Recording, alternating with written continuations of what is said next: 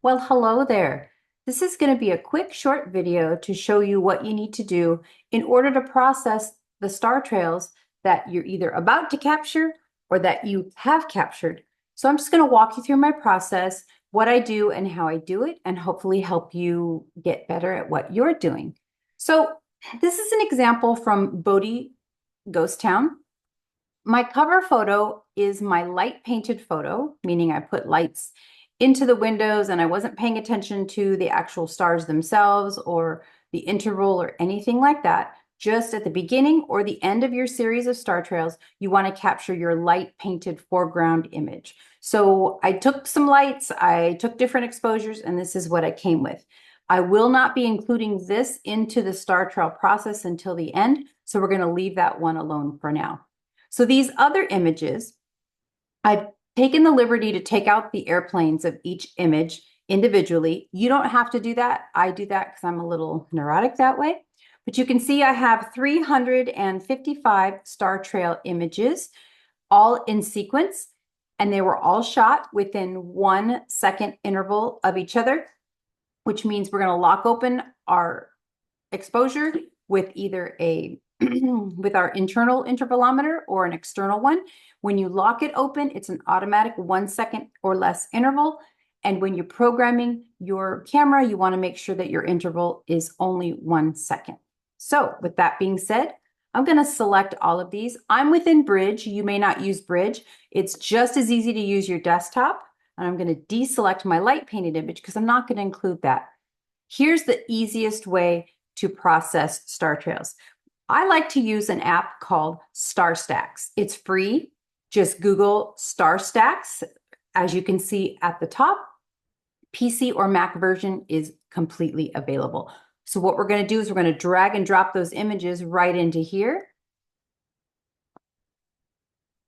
Just click, and I'm going to drag those over. And here's what I'm going to choose. We have lots of preferences to choose from. Lighten, comet mode, that makes the tails a little more smooth. You can do short or you can do really long. Let's just go in the middle to show you what it looks like. Process image in reverse order. We don't need to go there just yet. Maybe when you're more advanced, you can play with that, but I'd leave that alone for now. And we're not going to save after each step. That's when you want a video to multiply and grow, and we're not focusing on that today. So we just want to see what is our star trail actually going to look like all together without stacking them in Photoshop. This is basically creating that shortcut for you. So once all your images are here, we're going to click Start, which is this right here, and we're just going to patiently wait while it takes its time to go. As you can see, I didn't get all the star trails out. You saw some of the planes coming through, and you can see how Star Stacks kind of wipes those away. I kind of like that.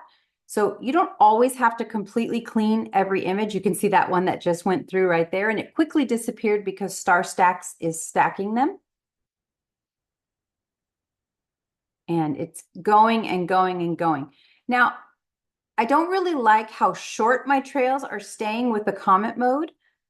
So I'm going to show you what it looks like when you don't use comet mode as well.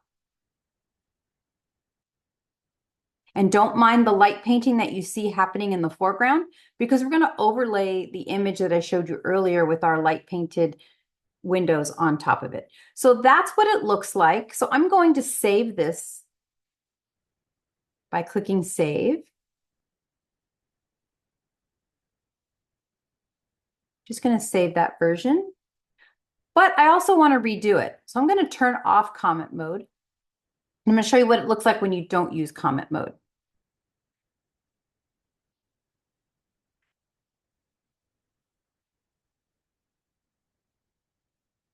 So you can see we get much brighter stars. They're a little bit harsher as far as stopping and starting. There's no gentle ending to it, but it gives a much more dramatic effect.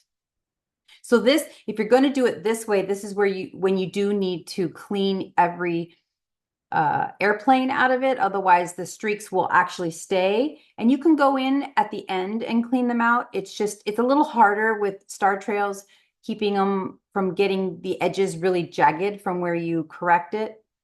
So I'm a little crazy and go overboard sometimes, but you do it how you want to do it. Don't worry about that. All right, so I'm going to go with this one. I like this one, and I'm going to save this also. I'm going to save that to the desktop as well. I'm going to give it another name because it already thinks we did that. All right, and you know what? I'm going to show you one more thing. Let's do comet mode, but really long trails. I'm going to show you what that looks like.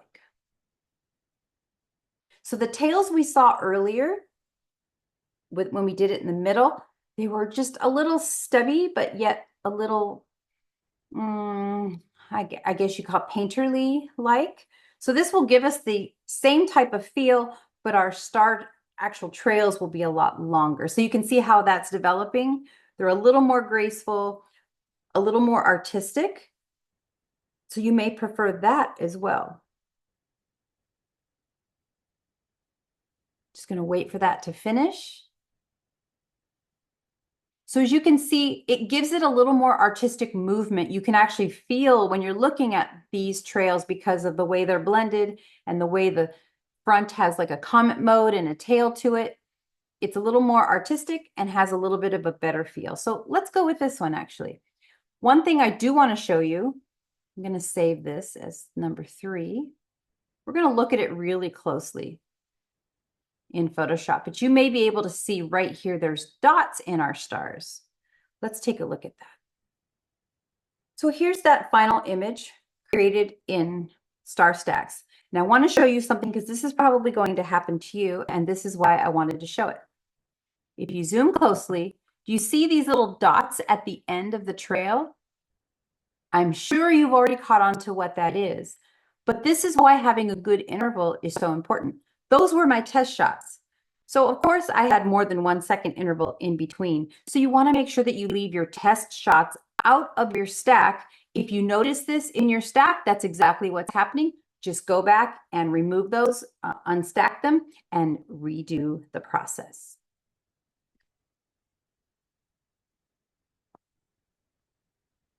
So if I wanted to do that without going back and dragging and dropping them all over again, this happened towards the end of our trail. So I'm going to undo, let's see, 1, 2, 3, let's just do 4, maybe 5. And then we'll just reprocess.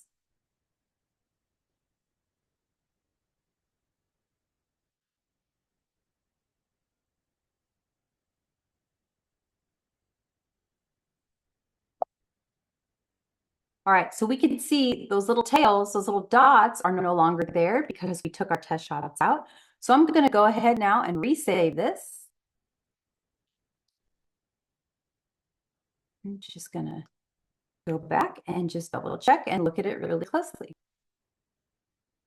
So now that we have our base star trail image, we're going to go to our light painted image. Now, the reason this works is I have not moved my tripod whatsoever. I haven't bumped it. I haven't repositioned. I haven't refocused. I haven't done anything.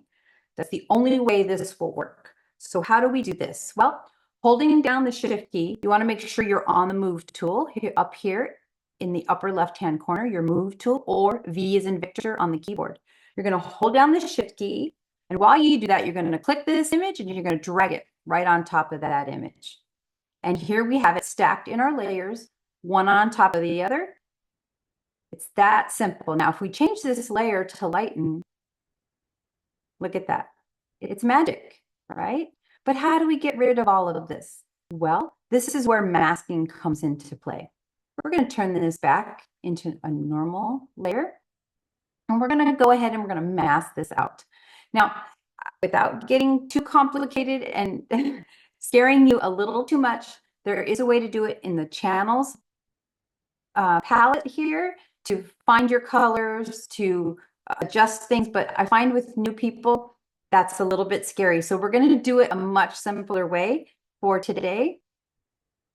And I'm going to show you, we're simply just going to mask this out. So masking works where you hide and reveal. So white reveals, black conceals. And how do you put this as a mask? Well, we go all the way down here and we're going to hold down the command key or the option key. Okay, I'm on a Mac, so I'm going to hold down the Option. On a PC, I believe it's Alt. You're going to hold down that Option key because we want to hide it. We want it to be black. And we're going to click this mask tool while holding down the Option key, and we're going to hide it.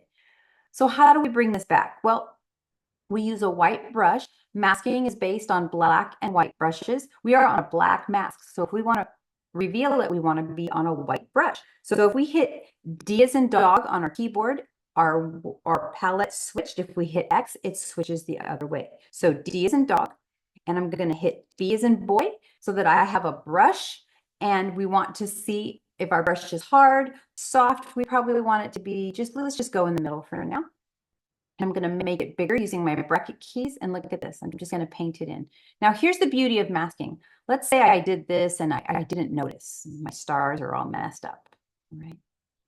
Got that going on there. I'm just going to kind of paint, and oh, I didn't realize that I closed up the little details in the church there.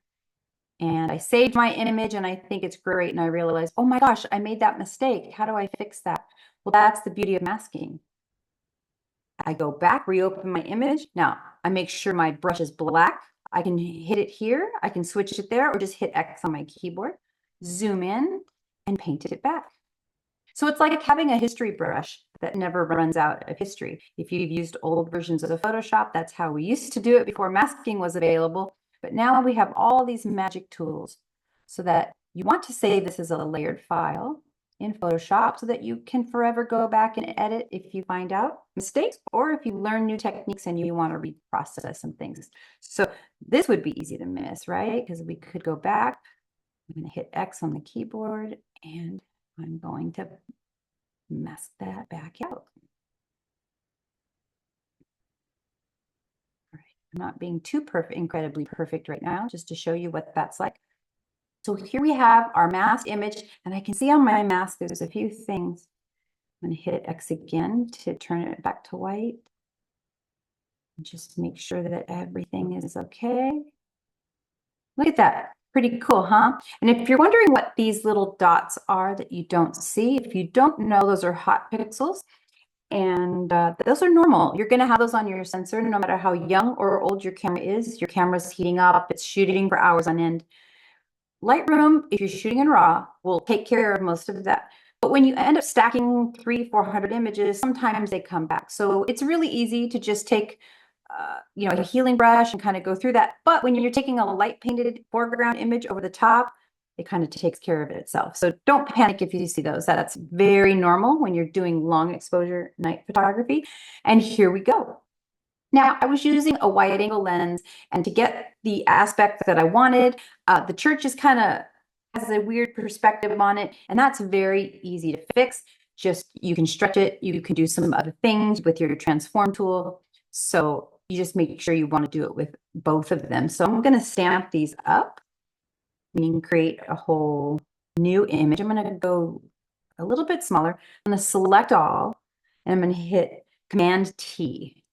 And what that does is it takes my transform tool, and I'm just going to distort it. Let's see how that looks. So I'm going to hold down the Option key while I grab a corner. Let's see, let's do Command. Yeah, I'm going to grab the Command tool. See how I'm straightening that church out a little bit, but I got to pay attention to my stars as well. There we go. See how I kind of fixed that perspective just a little bit?